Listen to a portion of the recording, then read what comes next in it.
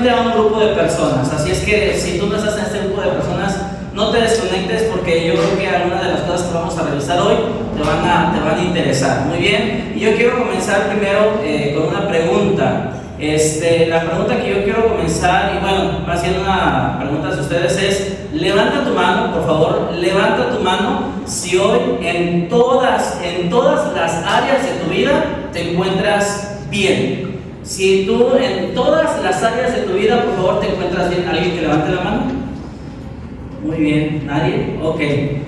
Hoy quiero hablar a todos aquellos que no están en ese grupo. Muy bien, entonces creo que nos incluye a todos nosotros. Muy bien, yo creo que de alguna forma hoy quiero hablar a todos aquellos que tal vez están pasando por algo difícil, algo que tal vez es doloroso en tu vida, o incluso tal vez algo que no es tan doloroso, pero es como una piedra en el calzado, o sea, esa piedrita que te está molestando constantemente, que tal vez no te hace la vida imposible, pero te recuerda constantemente que está ahí. Tal vez alguna temporada difícil de alguien cercano, porque incluso cuando alguien cercano está pasando por una temporada difícil, la verdad es que las personas alrededor también la están pasando mal. ¿Estás de acuerdo conmigo? Cuando alguien está enfermo, por ejemplo, no solamente sufre el enfermo, también sufre la familia que está alrededor de esa persona. O cuando le está pasando mal, también las personas que están alrededor sufren con esa persona. Tal vez para algunos puede ser un problema algo grave, o tal vez no es tan grave, pero es un problema que está constante. A lo mejor hay alguna relación, alguna situación en el trabajo que tal vez te esté incomodando, tal vez es un tema de salud, un diagnóstico o una enfermedad que tienes que estar tratando, o a lo mejor con tus hijos hay alguna situación, una relación con alguno de ellos que de alguna forma tienes que estar hoy por hoy friccionando todavía esta situación, o tal vez en el tema financiero. A lo mejor tú estás batallando en el tema financiero.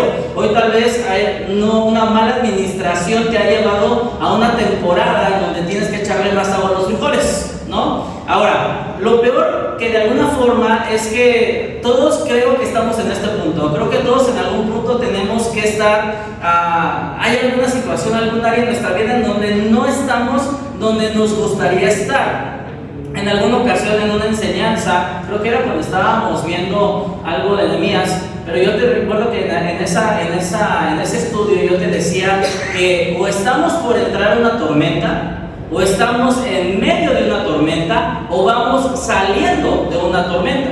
La realidad es que toda la vida, todo el tiempo estamos tal vez estamos por entrar, estamos en medio o estamos saliendo de alguna tormenta. Jesucristo les decía a sus seguidores: en el mundo van a tener aflicción. Y que de alguna forma nos decía que las cosas no iban a ser tan sencillas. En este mundo marcado por el pecado, la vida puede ser muy difícil, puede ser muy complicada. A lo mejor es una situación tal vez no externa, pero tal vez es algo interno lo que tú tienes, un tema de depresión, a lo mejor un tema de ansiedad, a lo mejor alguna situación, un tema de salud mental. Pero hay una parte en el Nuevo Testamento, el apóstol Pedro escribía en su primera carta, escribía algo en la primera carta, primera de Pedro capítulo 1, verso 7, al principio de ese versículo, él escribió: estas pruebas demostrarán que su fe es auténtica. Todos estamos pasando por pruebas, o todos vas a pasar por alguna prueba, pero de alguna forma lo que decía Pedro es que estas pruebas demostrarán que su fe es auténtica. Y hoy vamos a seguir revisando el libro de Daniel, pero nos vamos a regresar. Estábamos hace 8 días en el capítulo 6, hoy yo me quiero regresar al capítulo 3 de Daniel. Así es que si traes tu Biblia, vela abriendo ahí, por favor, porque vamos a estar ahí revisando algunas cosas. Daniel capítulo 3, y vamos a ver ese episodio en donde literalmente sus amigos fueron lanzados a una prueba de fuego, básicamente, ¿no? Y yo te quiero presentar la frase que de alguna forma va a ser la base bajo la cual vamos a estar corriendo el día de hoy. Por favor, ayúdame a leer lo que dice ahí en las pantallas. Una fe que ha sido probada es una fe en la que se puede confiar. Mira, vamos a regresar a Daniel capítulo 3. Vamos a estar nuevamente viendo a Nabucodonosor, o Nabu, como le decían los amigos, ¿no? Quien fue un rey que se burló del pueblo de Dios, destruyó el templo, tomó los utensilios de su templo, secuestró a estos muchachos para adoctrinarlos en toda esta filosofía y ética babilónica, y que fueran sirvientes para su reino. Entonces nos estamos ubicando en Daniel capítulo 3, y ¿sabes algo? Una de las cosas que vamos a encontrar ahí en Daniel capítulo 3 es que Nabucodonosor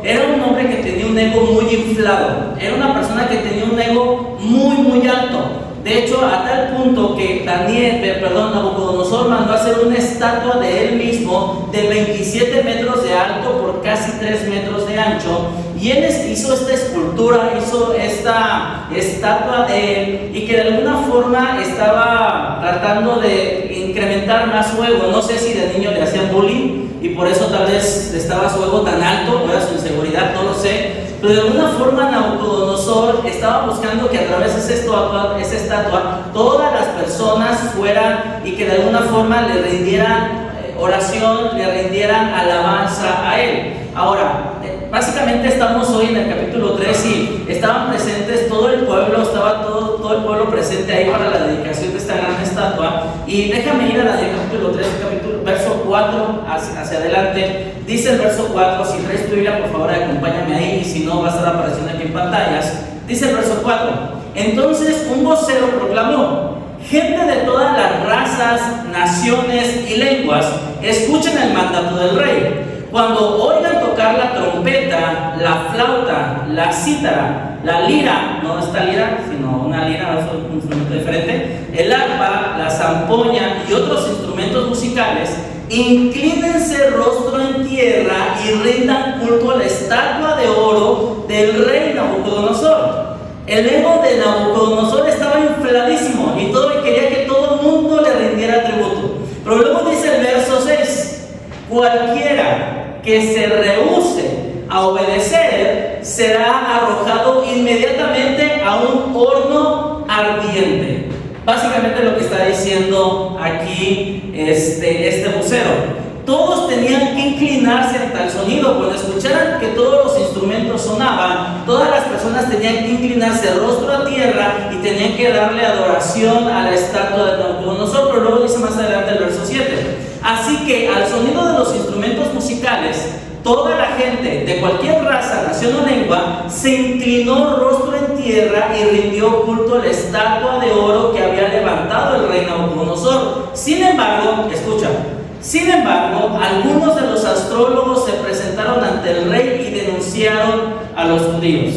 Y entonces estos astrólogos, estos magos, estas personas que también estaban al servicio de Nabucodonosor, fueron chismosos con este Nabucodonosor y dijeron: oye, los judíos que tú trajiste, aquellos que no quisieron comer de tu mesa, estos tampoco se quieren inclinar ante tu estatua. Y entonces Nabucodonosor se molestó y dijo: oye, no creo, porque sabes, son buenos muchachos, los he tratado y de hecho tengo buenos planes para ellos, pero no creo que esto que me dices. Pero luego dice más adelante en el verso 14, Nabucodonosor les preguntó: ¿es cierto, Sadrach, Mesach y Abednego, que ustedes se rehúsan a servir a mis dioses y a rendir culto a la estatua de oro que he levantado?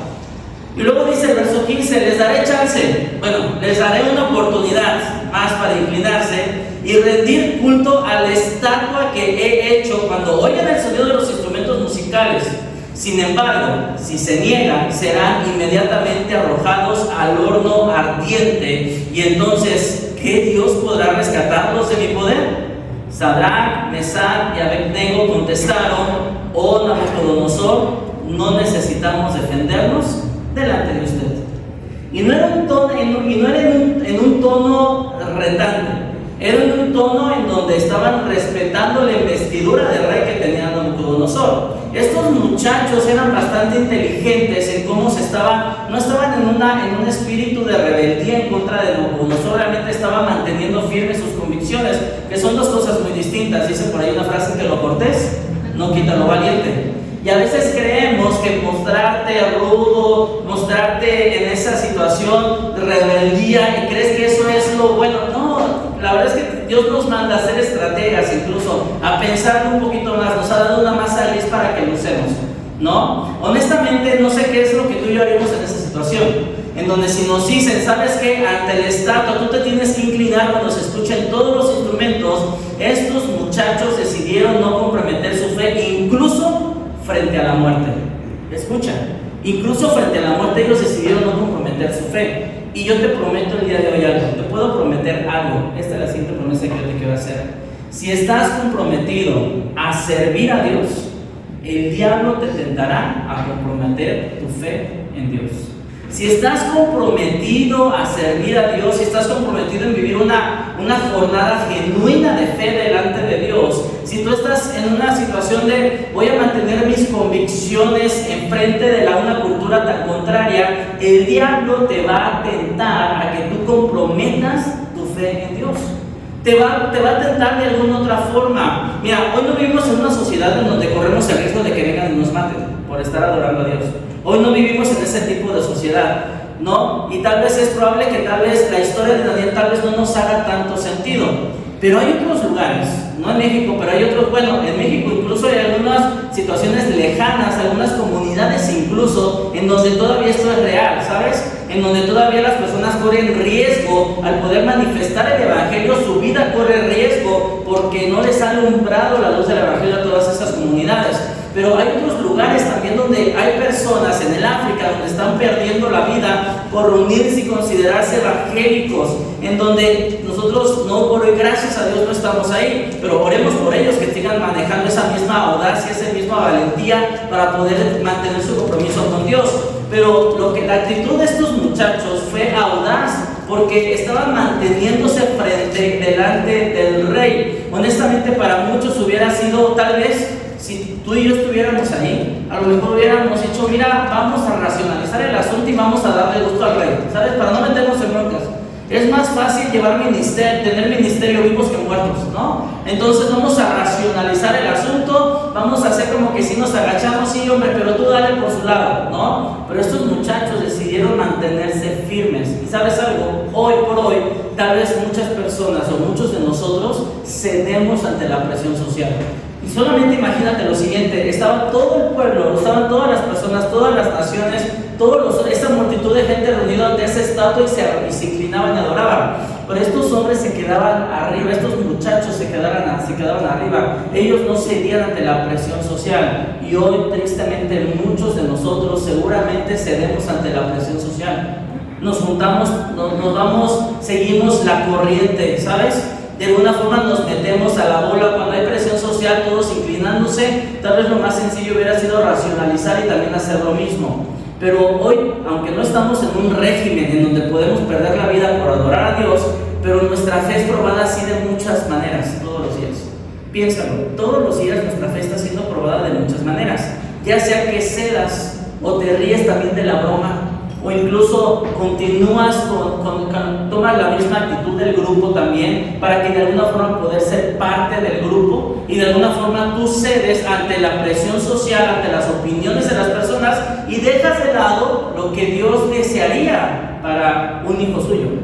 Y de alguna forma hay presión social. Todos los días nuestra fe es probada y tenemos que elegir entre hacer lo correcto o escoger la manera fácil.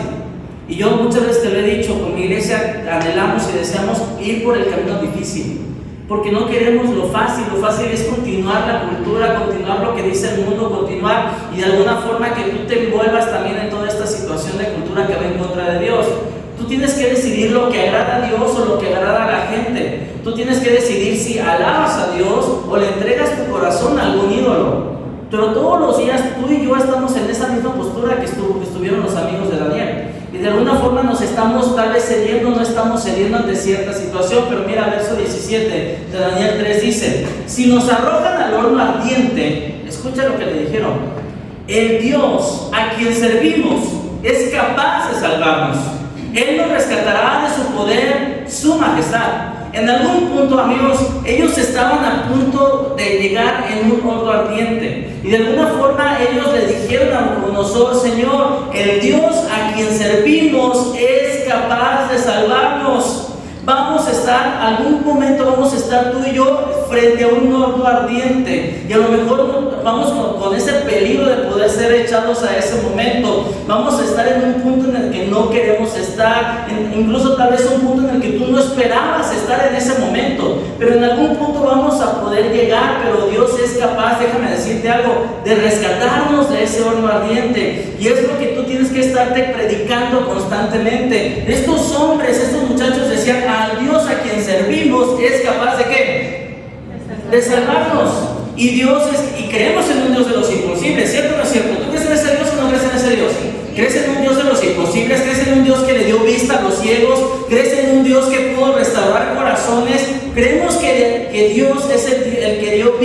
ciegos, el que abrió los oídos a los sordos, el que trajo de muerte a vida. Y entonces nosotros tenemos que estarnos constantemente predicando todos los días: mi Dios, al que sirvo, es capaz ¿de qué? De salvarme. Y entonces nosotros podemos creer y tenemos que predicarnos todos los días el Dios al que sirvo es capaz de ayudarme en la enfermedad, es capaz de sanarme, es capaz de restaurar esta relación, es capaz de tocar este corazón insensible, es capaz de modificar la circunstancia que yo estoy viviendo, es capaz de hacer muchas cosas que para lo que nosotros es imposible, para Dios es posible. Y amigos, nosotros tenemos que estarnos constantemente repitiéndonos: el Dios al que servimos es capaz. Pero a veces creemos en un Dios muy pequeño. A veces creemos que no, contra esto no. Y entonces nuestra primera opción de poder salir adelante en una circunstancia es el teléfono de alguien, es el banco, es alguna otra circunstancia, pero no recurrimos primeramente a Dios. Esta semana platicaba con una persona ahí en el trabajo y ella me decía: es que mi esposo y yo estamos a punto de tomar una decisión importante de mudarnos de ciudad o no mudarnos de ciudad. Y entonces ella me empezaba a platicar muchas cosas que decía: es que tenemos que considerar esto otro, que considerar esto otro. Y yo le dije: mira, lo primero que tú tienes que hacer es orar. Eso es lo primero que tú tienes que hacer. Antes de que decidas los pros, los contras, es importante hacerlo, es importante sentarse a platicar. Me queda clarísimo, le dije. Pero lo primero que tú tienes que hacer es orar. Si tú no eres capaz de primero ir delante de Dios para consultar las situaciones importantes, ¿en qué tipo de Dios estás creyendo? ¿No? Y particularmente cuando yo le dije: lo primero que tú tienes que hacer es orar, ella se soltó a llorar. Porque creo que se ha olvidado de que el Dios al que servimos es capaz de salvarnos y darnos sabiduría para tomar decisiones correctas. Quiero hacerte una pregunta, es la siguiente. ¿Y si creemos que Dios es capaz, Josué? ¿Y si yo creo que es el Dios de los imposibles? ¿Y si yo creo que Dios me puede sanar? ¿Y si yo creo que Dios puede cambiar la relación de mi matrimonio? ¿Y si creo que Dios puede salvar mi relación con mis hijos? ¿Y si yo creo que puede Dios restaurar mi vida económica? ¿Y si yo creo que Dios lo puede hacer y yo oro fervientemente eso? ¿Y si Dios es capaz y no lo hace? Porque es una posibilidad. Y tú estás orando por esa persona, y tú estás orando por la salud tuya, y tú estás orando porque Dios sane, porque Dios restaure, porque Dios cambie, porque Dios retrocede el tiempo y no estés pasando por lo que hoy estás viviendo. Y si Dios no lo hace, porque es una posibilidad. ¿Has estado en una situación así? ¿Has estado orando fuertemente por algo? ¿Has estado orando porque Dios cambie, porque Dios te ayude, porque Dios te quite estos pensamientos, porque Dios te dé esta paz, porque Dios te dé esa tranquilidad, porque Dios cambie el corazón endurecido de tu esposo, porque Dios cambie la actitud de rebeldía de tus hijos, porque Dios sane a esa persona importante para tu vida, porque Dios te regrese la salud? ¿Has estado orando por eso? ¿Y si Dios no lo hace? Verso 17 dice, vamos a leerlo completo, ¿sabes? Porque el verso 17 arroja un comentario audaz de estos muchachos. Pero luego dice el 18 una situación mucho más audaz. Y si nos arrojan al horno ardiente, le dijeron estos muchachos a Nabucodonosor, el Dios al que servimos es capaz de salvarnos. Él nos rescatará de su poder, su majestad.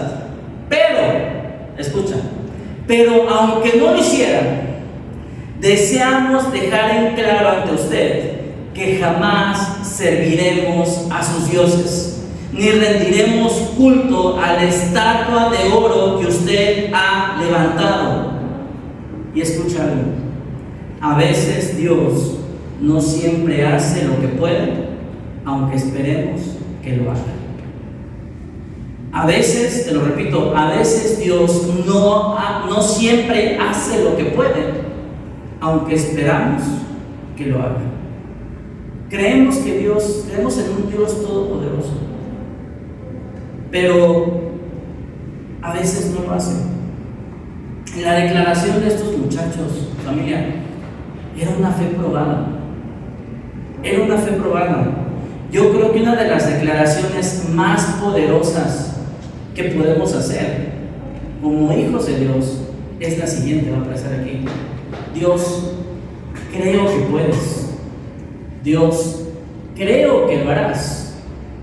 Pero escucha, pero incluso si no lo haces, ¿qué? Sigo creyendo. Pero incluso si no lo haces, yo sigo creyendo. Y esto tiene que ver, familia, esto tiene que ver, aunque no lo haces, Señor, yo confío en ti. Aunque no lo haces, yo te seguiré sirviendo.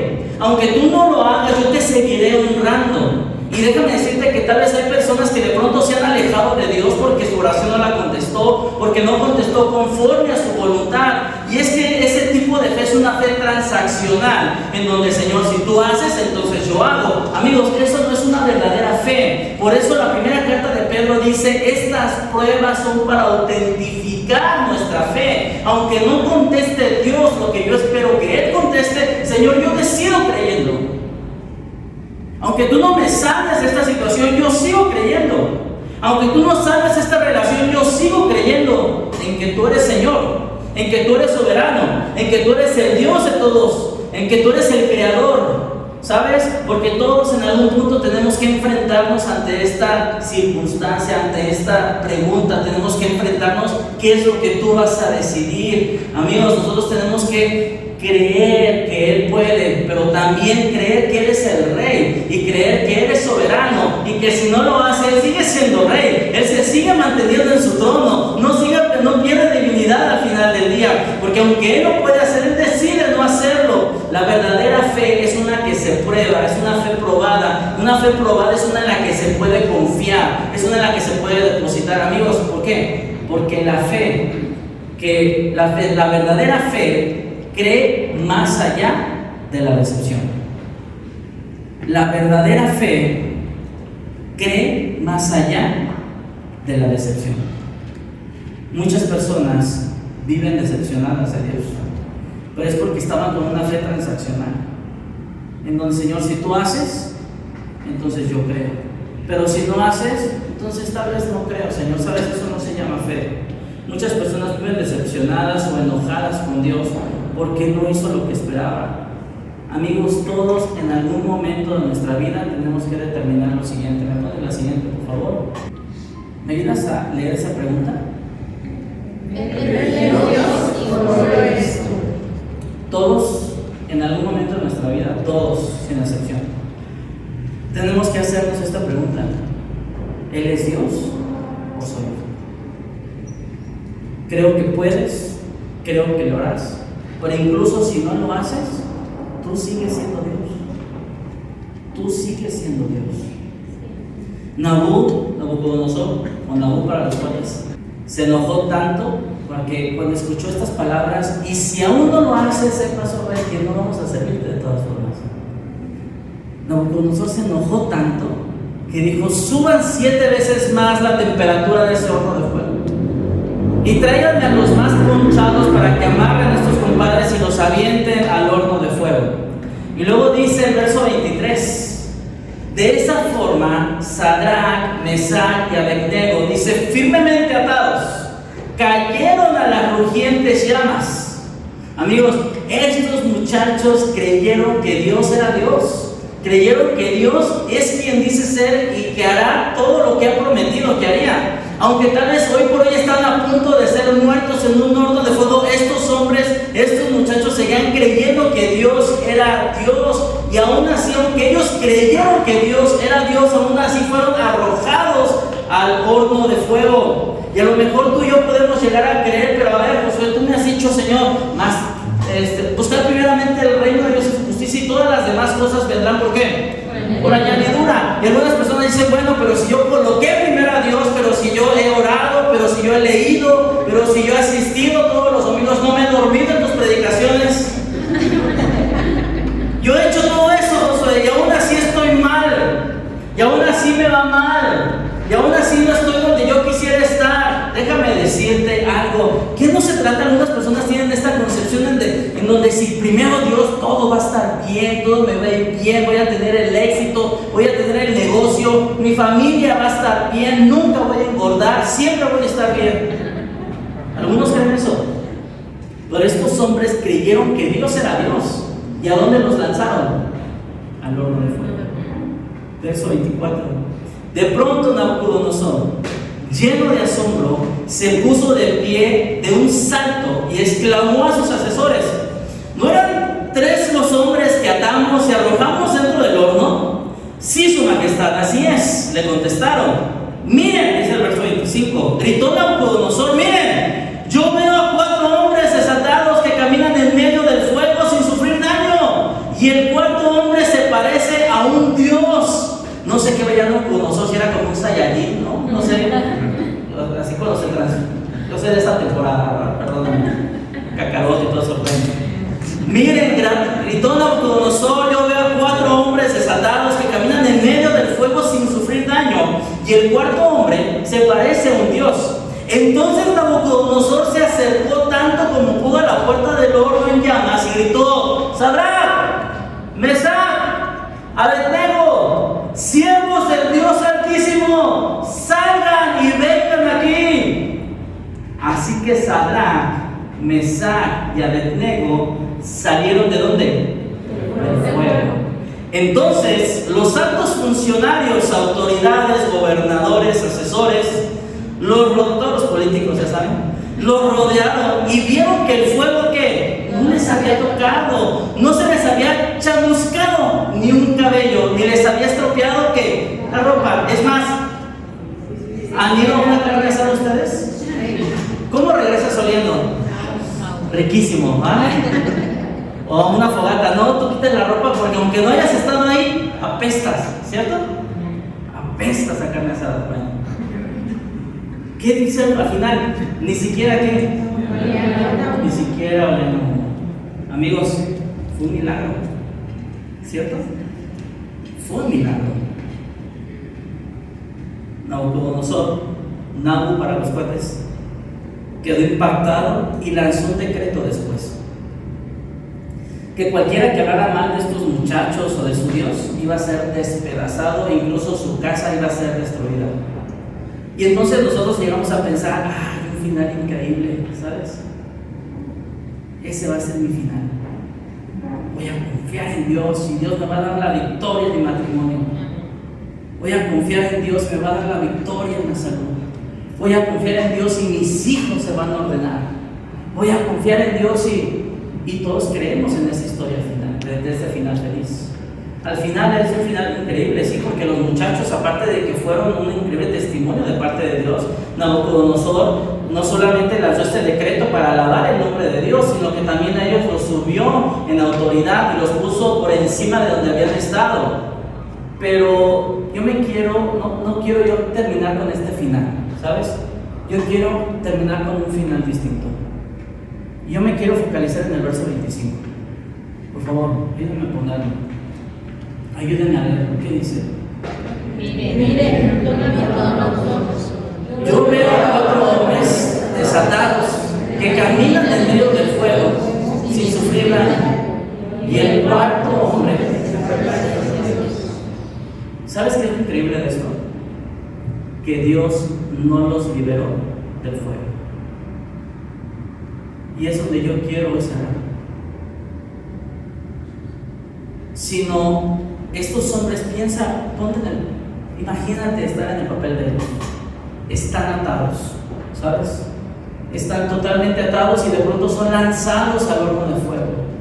Y a lo mejor en el pensamiento de ellos es: Señor, pero si te hemos servido, ¿sabes? Nos ha ido mal, o sea, nos secuestraron, mataron a nuestra familia, hemos estado prácticamente esclavizados, escuchando ideas que no son nuestras, Señor, tú lo sabes. Y hoy que te estamos buscando honrar, nos atan y nos quieren aventar al horno de fuego. Y a lo mejor lo que había en la cabeza de estos muchachos no lo entendían, no sabían lo que estaban pasando. Y no entendían que iban a ser lanzados y que seguramente en su cabeza iban a ser muertos ahí. Ya no iban a poder vivir, iban a morir ahí. Estaban frente a la muerte prácticamente. Pero esta nos enseña una gran verdad, y es la siguiente: Dios no siempre nos librará de nuestras pruebas, pero siempre está con nosotros en nuestras pruebas. Dios no siempre nos va a librar de las pruebas, pero siempre camina con nosotros en nuestras pruebas. Y entonces lo que pasó con estos muchachos es que ellos fueron lanzados. Imagínate lo que venían pensando: no, ahorita me voy a quemar, voy a morir, voy a sufrir tanto. Y de pronto, porque ¿recuerdas cómo iban al horno de fuego? Dice la palabra que iban bien atados, ¿cierto? Entonces cayeron, pero el fuego quemó sus ataduras, ¿sabes? Porque dice más adelante que entonces los vio caminando normal, que estaban caminando dentro del horno de fuego. Eso era lo que había Nabucodonosor. Entonces, cuando estos muchachos cayeron, sus ataduras fueron quemadas por las llamas, pero a ellos no les pasó nada. Y entonces, cuando caen ellos, ¿qué pasó? ¿No? ¿Qué pasó? O sea, estamos en medio de las llamas, no nos estamos quemando. ¿Qué está pasando? Ellos en su mente no entendían, no encontraban lógica de lo que estaba pasando. Ellos no entendían lo que estaba pasando. Estaban desconcertados de estar en medio del fuego y realmente que no les estuviera pasando nada. Dice que de pronto se aparece, y algunos teólogos creen que era Jesucristo preencarnado, y de alguna forma se les aparece Jesús en medio de ellos. Y de pronto más se consternan ellos, porque entonces no saben lo que está pasando. Nosotros lo leemos así como que estaban pasando. No, ellos estaban consternados porque no me estoy quemando, y de pronto aparece un Saiyajin acá. No, aparece Jesús, aparece acá. Y entonces, ¿qué está pasando? Pero ¿sabes algo? Nosotros tenemos que comprender que Jesús se encontró con ellos en medio del fuego, y estar en medio del fuego es una oportunidad. Escúchame esto. Si hoy por hoy estás en medio del fuego, es una oportunidad para estar más íntimo con Dios. Porque cuando caíste al fuego, tus ataduras fueron quemadas. Hoy estás en medio del fuego, pero es una oportunidad para estar más íntimo con Dios. Cuando pones tu fe en Dios, cuando hay una verdadera fe probada, Dios te encontrará en medio del fuego. Una de las cosas interesantes que dice el verso 25, dice: yo veo a 4 hombres desatados que caminan en medio del fuego sin sufrir daño. La palabra hebrea que se traduce caminan es la palabra halak, es la palabra hebrea halak. Y la palabra hebrea halak, una de sus traducciones o de sus significados es guiar. Es guiar. Lo que estaba pasando, imagínate, son echados y de pronto se sorprenden porque no se queman, pero de pronto aparece Jesús en medio de ellos y ellos están consternados por todo lo que está pasando, y seguramente estos chavos no sabían ni qué rollo con ellos, estaban impactados por todo lo que estaba pasando. Pero Jesús llega y les dice: muchachos, tranquilos, tranquilos, respira, no te está pasando nada, yo estoy aquí contigo. ¿Y saben algo? Dios está orgulloso de su convicción. Dios está muy grato por la actitud que ustedes han tenido. Y este testimonio que hoy está pasando, este milagro que hoy está pasando, va a ser contado por miles de generaciones después, para que muchas personas después sepan que cuando estuvieron ustedes en medio del fuego, yo estuve con ustedes.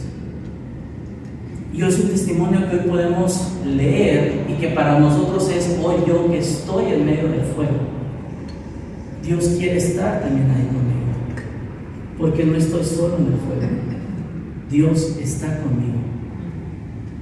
Y no estoy en una situación de que me estoy quemando. ¿Sabes? Sí, estoy en medio del problema, sí. Estoy en medio de la enfermedad, sí. Estoy en medio del problema, sí.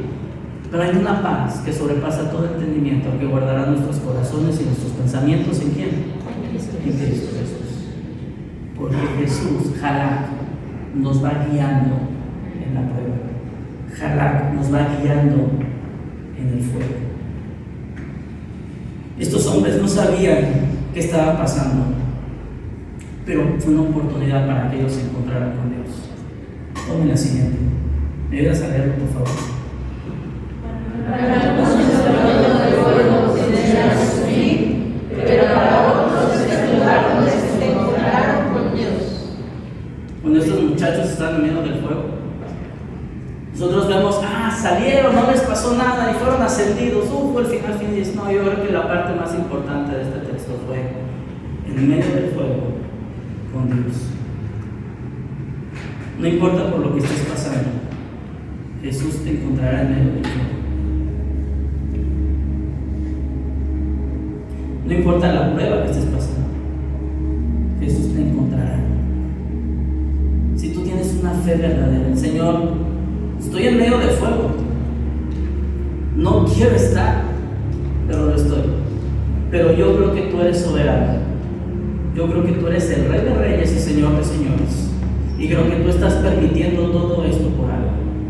Esa actitud nos coloca y nos centra en una sintonía en donde podemos ver a Jesús al lado nuestro y decir, te voy guiando, no vas solo, no le entiendes hoy, pero no vas solo, yo voy caminando contigo en las pruebas.